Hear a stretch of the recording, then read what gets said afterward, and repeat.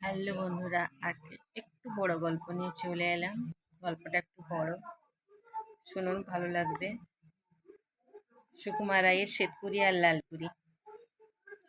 শ্বেতপুরী রাজা আর লালপুরী রাজা দুজনের যেমন পাশাপাশি বাড়ি, তেমনি গলাগলি ভাব। শ্বেতপুরী বলে, আমার ছেলে যখন বড় হবে তখন তোমার মেয়ের সঙ্গে তার বিয়ে দেব। লালপুরী বলে, আমার মেয়ের যখন বয়স হবে তখন তোমার ছেলেকে আমার জামাই করব। দুজনেই বলে, আহা, রানীরা যদি বেঁচে থাকতেন। এমনি করে দিন কেটে যায়। হঠাৎ এক থেকে এক শিকারী এসে রাজপুরীতে অতিথি হয়ে এলো। সে বলে, এমন দেশ নেই যা সে দেখেনি। যে দেশে সোনার দেশের কাজলি নদী, তার উপরে রক্তমুখ অসভ্যেরা থাকে, সেখানে সে হরিণ মারতে গিয়েছে। নীলপুরীর সামনে পৃথিবীজোড়া গভীর বন, সেই বনের উপরে গিয়ে সে অদ্ভুত দৃশ্য দেখে এসেছে। সকলে বলে, অদ্ভুত দৃশ্যটা কিরকম?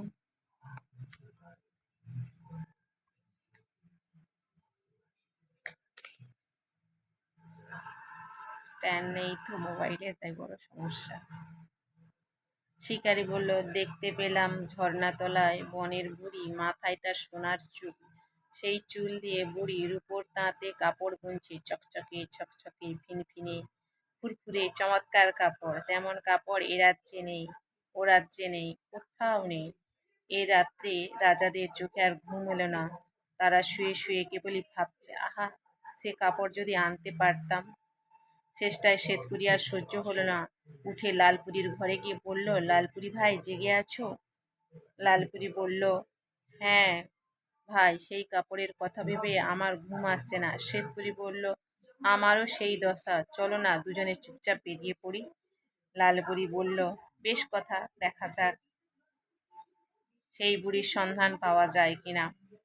শ্বেতপুরী চুপচাপ গিয়ে রাজভাণ্ডারীর কানে কানে বলল, তদবীর সিং, আমি কয়েকদিনের জন্য বাইরে যাচ্ছি, তুমি সাবধানে সব সামলে থেকো, আর রাজকুমারকে চোখে চোখে রেখো। লালপুরী তার বাপের আমলে বুড়ো চরকাকে জাগিয়ে তুলল, নিমকরাম, আমি কয়েকদিনের জন্য ঘুরে আসছি, তুমি আমার মেয়েকে দেখো। তারপর দুজনে বুড়ির বনের মধ্যে বেরিয়ে গেল, বুড়ির খোঁজে বনের মধ্যে বেরিয়ে গেল। সেই যে গেল, আর তাদের খবর নেই। 2 দিন যায়, 10 দিন যায়, এমনি করে 7 মাস গেল। তখন দুষ্টু তদবীর সিং নিরামকে লোভ দেখে বলল, দাদা, বুড়ো হয়ে পড়লাম, আর কয়েকদিনই বা বাঁচব, এখন একটু জিরিয়ে নেই। তোমার নদীর ধারে বাগান দিচ্ছে, ঘর দিচ্ছে, চাকর দাসী সব কিছু দিচ্ছে, শেষ কটা দিন আরামে থাক, মেয়েটাকে দেখাশোনা আর সে আমার গিন্নি করবে।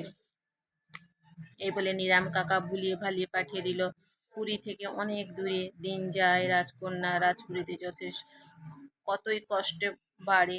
ক্রমে এমন হলো যে তার ভালো করে খেতেই পায় না। ছেঁড়া ময়লা কাপড় পরে নোংরা মাদুর পেতে শোয়।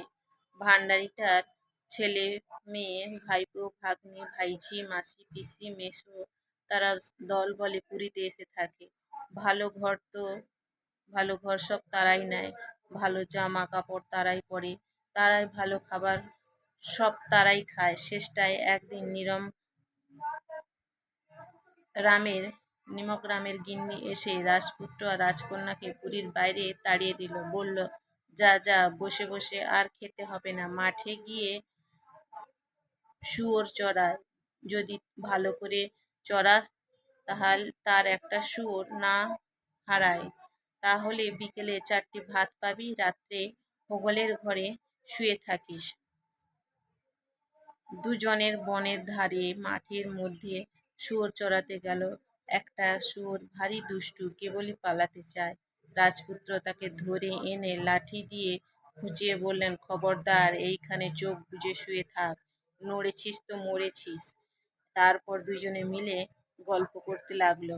দুঃখের কথা আর বলে ফুরোয় না। এদিকে বেলা শেষ হয়ে আসছে, তাদের সে খেয়াল নেই। হঠাৎ রাজপুত্র চেয়ে দেখে দুষ্ট শোয়ারটা কোথায় পালিয়েছে। কোথায় গেল চারিদিকে দেখে শুয়োরের কোথাও নেই।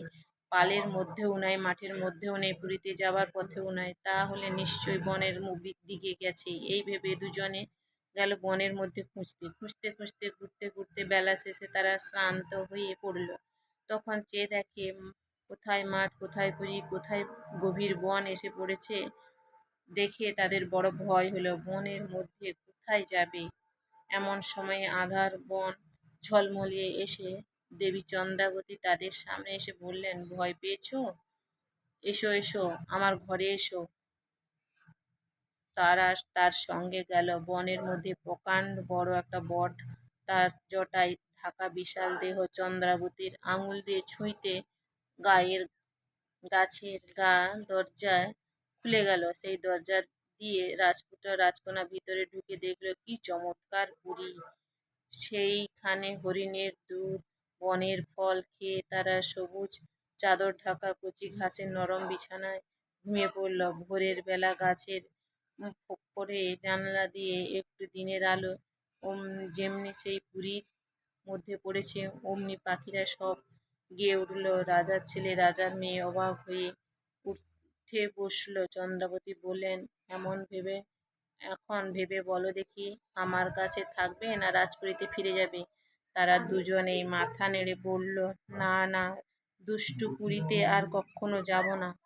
তারা চাইতে বনের পুরী অনেক ভালো।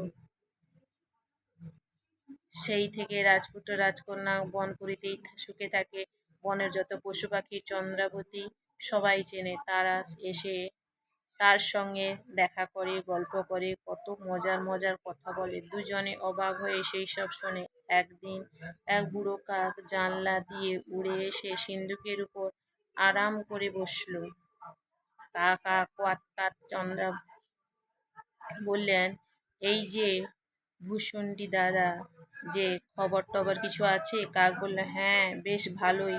কাঠুরেরা যে বছর যত জঙ্গল কেটেছিল আবার ভরিয়ে দেবার ব্যবস্থা হচ্ছে। চন্দ্রা বললেন, কিরকম? কাক বললেন, শহরের মানুষ এসে সারাদিন খালি মাটি খুঁড়ে বীজ লাগাচ্ছে, আবার নতুন বীজ আনছে। চন্দ্রা বললে, তারা কেন এরকম করছে? কাক বলল, ও মা, তাও জানো না? তোমার এই নন্দবনে পার হলে খণ্ডবন আর অন্ধবন। মানুষপুরী লোকেরা এইসব অন্ধবনের বড় বড় গাছ কেটে নিয়েছে। তারা অন্ধরাজ দুটো জাঁতরেল মানুষ পাকড়াও করে তাদের দিয়ে বন সারাচ্ছেন। চন্দ্রা বললেন, আহা, তাহলে মানুষ বেচারার বড়ই কষ্ট। কাক বলল, হ্যাঁ, তা তো কষ্ট আছে। ঘর বাড়ি ছেলেপুলে সব ছেড়ে বনের মধ্যে খাটছে খাটছে, কেবলই খাটছে। যতদিন না কাটা জঙ্গলের সমস্ত বীজ পোঁতা হচ্ছে, যতদিন না সেই বীজ থেকে চারা বেরোচ্ছে, যতদিন না সেই চারা বাড়তে বাড়তে গাছ হয়ে, ততদিন তাদের ছুটি নেই। বলে কাক উড়ে গেল। কাকের কথা শুনে রাজপুত্র রাজকন্যা কাঁদতে লাগলো। তারা বলল, আমার অন্ধবনে যাব, আমাদের পথ বলে দাও। চন্দ্রা বলে, নদীর পাড় ধরে উত্তরমুখে চলে যাও, তাহলে অন্ধবন খুঁজে পাবে। তারই কাছে ভূষণ্ডী কাক থাকে, সে তোমাদের পথ দেখাবে। সত্যি কথা ছাড়া আর কিছু বলবেন না। নদীর জল ছাড়া কোনো জল খাবেন না, কোনো গাছের ফুল ছিঁড়বেন না, ফল পাড়বেন না, তাহলেই তোমাদের কোনো বিপদের ভয় নেই। ভোরবেলা দুজনে বন রেশমের কম্বল পুঁটলি ভরে খাবার সঙ্গে নিয়ে রওনা হলো। দুপুরবেলা তারা শান্ত হয়ে নদীর ধারে জল খেতে গেছে। তখন কোথা থেকে এক শিকারি এসে হাজির। সে বলে, আরে ছি, ওই নোংরা জল খেতে কি আছে? এই নাও বরফ দেওয়া ঠান্ডা জল। তারা বলে, না, নদীর জল ছাড়ার কোনো জল আমরা খাবো না। শিকারি রাগে গজগজ করতে করতে চলে গেছে। রাত্রি হলো। শুকনো ঘাসের উপরে কম্বল পেতে দুজনেই শুয়ে পড়ল। পরের দিন ভোর না হতে হতেই তারা আবার উঠে রওনা দিল। সেই দিন তারা নদীর পাড় ধরে বসেছে। অমনি শিকারি এসে বলেছে, আরে, ওইসব বাসি পিঠে খাচ্ছ কেন? চমৎকার ফল রয়েছে, যত ইচ্ছে পেড়ে খাও। তারা বলে, না, বনের ফল ছিঁড়বো না, বনের ফল পারবো না। শিকারির আগে গজগজ করতে লাগলো। পরের দিন আবার তারা নদীর ধার বসে অমনি শিকার করতে করতে আদর করে মাথায় হাত বুলিয়ে জিজ্ঞাসা করলো, তোমরা কোথায় যাচ্ছ? তারা বললে, আমরা অন্ধবনে যাচ্ছি। শিকারি বলল, আরে চুপ চুপ, অন্ধ রাজা শুনতে পেলে সর্বনাশ। ওই রকম বলতে নেই, কেউ জিজ্ঞাসা করলে বলবে কোথায় যাচ্ছ? না, ওই নদীর ধারে বেড়াচ্ছি। তারা বলল, না, আমরা সত্যি কথা ছাড়া আর কোনো কথা বলবো না। তারপরের দিন তারা অন্ধবনে দেখতে পেল বনের মধ্যে কয়েকখানি জায়গা ময়দান মতো খেলা খোলা কাঠুরের জঙ্গল কেটে সাফ করছে। সেই খোলা ময়দানে শ্বেতপুরী আর লালপুরী রাজা শাবল দিয়ে মাটি খুঁড়ছে।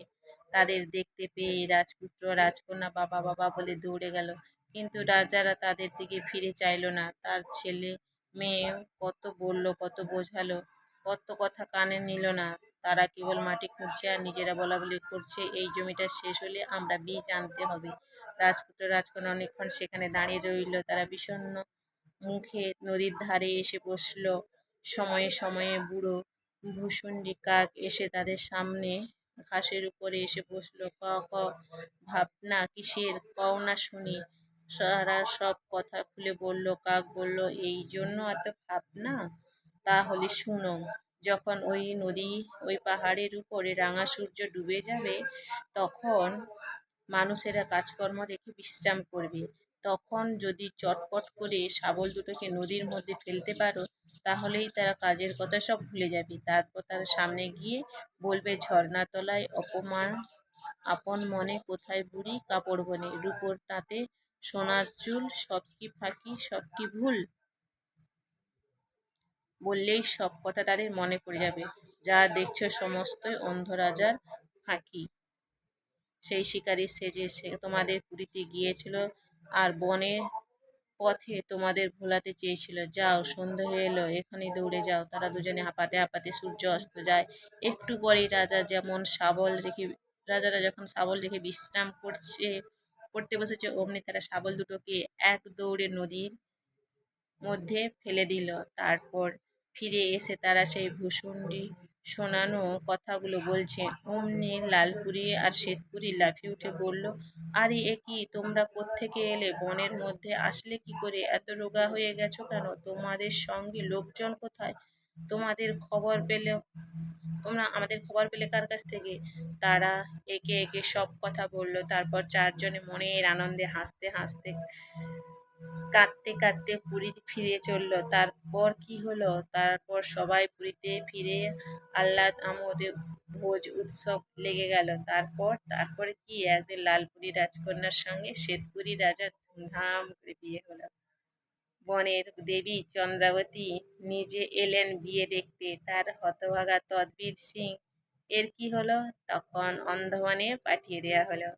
আজও সেখানে তার গিন্নির সঙ্গে কেবল মাটি খুঁড়ছে, বীজ পুঁতছে, তারপর জঙ্গলে বীজ খুঁজে বেড়াচ্ছে। কি, গল্পটা অনেক বড়, কিন্তু খুব ভালো লাগলো। আসলে একটু সময় লাগলো গল্পটা। আমিও ফার্স্ট আপনাদের শোনালাম, আমিও পড়লাম।